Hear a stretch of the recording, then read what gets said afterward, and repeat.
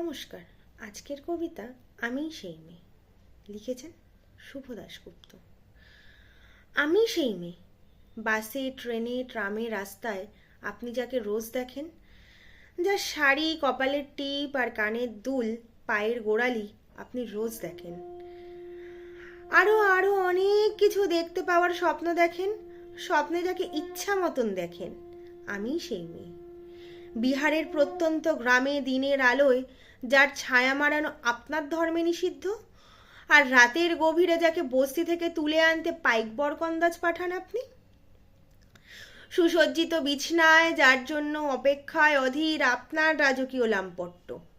আমি সেই মেয়ে, আমি সেই মেয়ে, আসামের চা বাগানে ঝুপড়ি কামিন বস্তি থেকে যাকে আপনি নিয়ে যেতে চান সাহেবী বাংলো মধ্যরাতে।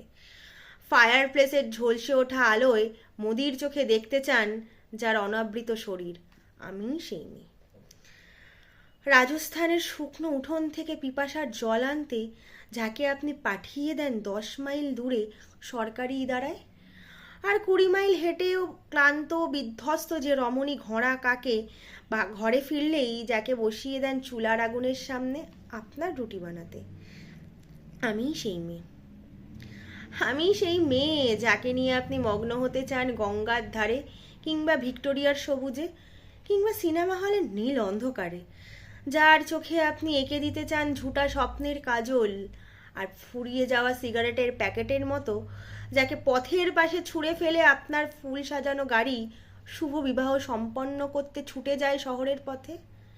কোণে দেখা আলোর গধূলিতে একা দাঁড়িয়ে থাকা আমি সেই মেয়ে, আমি সেই মেয়ে, এমনকি দেবতারাও যাকে ক্ষমা করেন না, অহংকার আর শক্তির দম্ভে যার গর্ভে রেখে যায় কুমারীর অপমান, আর চোখের জলে কুন্তি হয়ে নদীর জলে বিসর্জন দিতে হয় কর্ণকে আত্মযোগে। আমি সেই মেয়ে, সংসারের অসময়ে আমি ভরসা, আমার ছাত্র পড়ানো টাকায় মায়ের ওষুধ কেনা হয়, আমার বাড়তি রোজগারে ভাইয়ের বই কেনা হয়, আমার সমস্ত শরীর প্রবল বৃষ্টিতে ভিজতে থাকে। কালো আকাশ মাথায় নিয়ে আমি ছাতা হয়ে থাকি, ছাতার নিচে বাঁচে সংসার। আপনারা আমার জন্য অনেক করেছেন, সাহিত্যে, কাব্যে, শাস্ত্রে, লোকাচারে আমাকে মা বলে পুজো দিয়েছেন, প্রকৃতি বলে আদিক্ষেতা করেছেন, আর শহরের গঞ্জের কানাগলিতে ঠোঁটে রং মাখিয়ে কুপি হাতে দাঁড়ও করিয়ে দিয়েছেন। হ্যাঁ, আমি সেই মেয়ে। একদিন হয়তো একদিন, হয়তো অন্য কোনো দিন, আমার সমস্ত মিথ্যে পোশাক ছুঁড়ে ফেলে দিয়ে আমিই হয়ে উঠব সেই অসামান্য।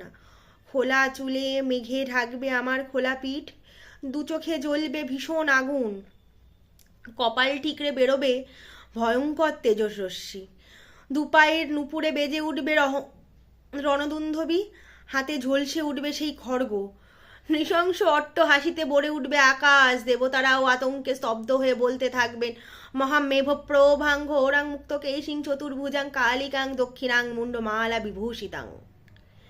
বিভৎস দাবানলের মতো আমি এগোতে থাকবো, আর আমার এগিয়ে যাওয়ার পথে দুপাশে মুন্ডহীন অসংখ্য দেহ ছটফট করতে থাকবে। সভ্যতার দেহ, প্রগতির দেহ, উন্নতির দেহ, সমাজের দেহ।